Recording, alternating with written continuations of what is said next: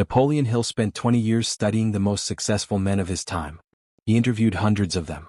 He immersed himself in their stories, their methods, their philosophies. And after all that, after 2 decades of research that resulted in Think and Grow Rich, he concluded one thing that most people prefer to ignore. Success does not begin with a great opportunity. It does not begin with a rare talent. It does not begin with a brilliant idea. Success begins with something that nobody wants to show and almost nobody can endure. It begins with pain. With silence. With the invisible cost that must be paid before any result has the right to appear. Nobody likes to talk about this place. Because this place is not beautiful to look at. It has no easy narrative. It generates no applause. It doesn't fit into a highlight reel. And the world only pays attention to what can be applauded. The world sees the man standing. It sees the firmness, the clarity, the finished work. It sees the ripe fruit. But it doesn't see what happened to the roots before the tree grew. It doesn't see the nights when doubt sat in front of the man like a silent debt collector. It doesn't see the weight of carrying a vision that doesn't yet have a shape, a faith that doesn't yet have proof, a purpose that hasn't yet found its hour. The world sees the harvest and calls the man lucky. But the man knows the truth. He wasn't just favored. He was formed. And formation is a word that the world uses lightly, without understanding what it actually costs. This pain does not announce itself. It doesn't arrive like a visible storm. It doesn't have the drama that would make it easy to recognize and name.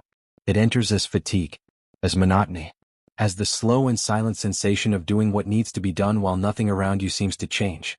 It is the pain of being faithful when the result is still hidden. It is the pain of keeping going when the excitement of the beginning is already gone and what is left is only the responsibility not to betray what you started. This pain has no drama. And that is exactly why it is the hardest to endure. In Outwitting the Devil, Napoleon Hill wrote about something he called drifting. Drifting is the state of a man who moves without real direction, who reacts to his environment instead of governing it, who lives pushed by circumstances instead of driven by a purpose. And Hill was precise in pointing out that drifting doesn't only happen to the weak. It happens to men who once had a clear dream, but who, faced with the weight of the process, began to yield. They began to negotiate with discomfort. They began to prefer the comfort of the familiar to the cost of growth. The pain before success is, among other things, the antidote to drifting. It forces the man to decide. Not once. Every time. Every morning when the result still hasn't appeared.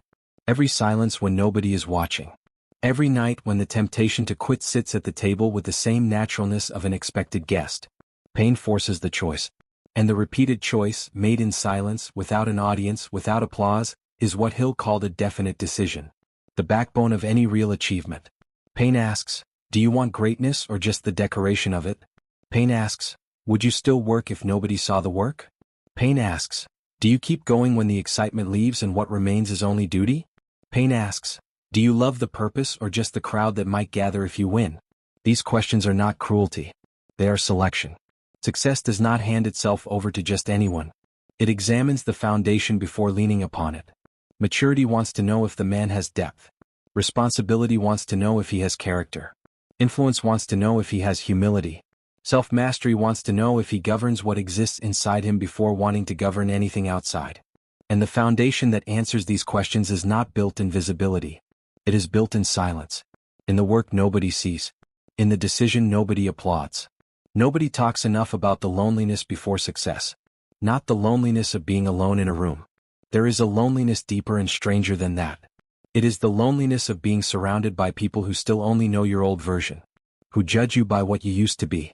Who cannot see what is being built on the inside because what is being built on the inside doesn't yet have a visible shape on the outside. Napoleon Hill studied this closely. He saw how the men he followed needed, at some point, to cross a season of misunderstanding. A season when those closest to them couldn't see what they saw. When the vision was real but the evidence hadn't yet appeared. And Hill observed that this was the moment when most people gave in. Not because they lost the ability, but because they lost the tolerance for the silence between two worlds. The world left behind and the world that hasn't yet arrived. Many men turn back not because the path was wrong.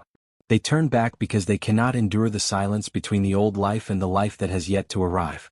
When you stop laughing at your own delay, some find it strange. When you stop feeding the old conversations, some distance themselves. When you become more serious than the environment allows, some call it arrogance. It isn't. It is separation. A painful, silent separation that needs to happen before anything new can have room to grow. This silence is not empty. This silence is where purpose speaks louder than the noise of others ever would. There is also the pain of hidden work. The kind that has no audience. The kind that the ego hates because the ego only sustains itself when someone is watching. The man studies, corrects, practices, undoes, and rebuilds. And the field remains silent. No applause. No immediate confirmation. Just the law working in the dark, like the root that goes down deep before anything rises to the light. Hill described this principle in Think and Grow Rich when talking about specialized knowledge. He wasn't just talking about technique. He was talking about a type of commitment that most people are never willing to make. The commitment to the invisible process. To the construction that has no clear delivery date, that generates no immediate recognition, that requires the man to trust the law before seeing the result of the law. It is this hidden work that separates the man who eventually arrives from the man who spends his whole life waiting for the arrival to happen without the work. Hidden work also purifies the motive. In the beginning, a man might want success to be admired, to prove others wrong, to escape the shame of appearing ordinary. But work done in silence without an audience begins to strip away those layers. It forces the man to ask if he loves the work itself. If the purpose is worth it without the applause. If the construction matters beyond his own image. Whoever stays long enough in that silence begins to want cleaner things. He stops needing the effort to feed his pride. He begins to respect the silent laws that produce lasting achievements. Pain wasted turns into bitterness. Pain utilized turns into wisdom. Pain wasted turns into an excuse. Pain utilized turns into instruction. Pain wasted makes the man smaller. Pain utilized makes the man exact. Delay is one of the greatest tests before success. Not because it steals the result, but because it makes everything inside the man come to the surface. It brings out fear. It brings out envy. It brings out impatience. It brings out resentment. It brings out the temptation to conclude that the road was wrong, when perhaps the road was just doing its deepest work. Hill was direct about this. In his research, he identified that most failures did not happen due to a lack of talent or opportunity. They happened because of premature quitting. The man stopped exactly before the point where the accumulated effort would begin to produce a visible result. He stopped when the pain was at its peak and the reward was still hidden. And by stopping at that moment, he wasted everything he had invested up to that point. Hill called this one of the most common and most expensive mistakes a man can make. Success delivered too early can expose a man before he is ready to be seen. Delay sometimes is not punishment. It is preparation wearing a severe face. That is why a man must not let delay make him passive. Delay is not a license to stop. It is the time to sharpen the instrument. If the door didn't open, strengthen the hand that will turn the key. If the harvest hasn't appeared, tend to the field. If recognition didn't come, deepen the work until it deserves recognition without needing to ask. Delay can make a man bitter or prepared. The difference lies in how he uses the time that waiting gives him. In the end, what the world calls luck has a more precise name. It is called formation. The man didn't arrive because he was favored by chance. He arrived because he was built in silence. Because he bore the weight without turning into bitterness. Because he used the pain without worshiping the pain. Because he remained faithful to the process even when the process had nothing else visible to show. Because he continued when the excitement left and what remained was only the choice not to betray what he had begun. Napoleon Hill dedicated decades to understanding why some men arrive and others do not. And the answer he found was not in resources, environment, talent, or luck. It was in character. In the capacity to continue.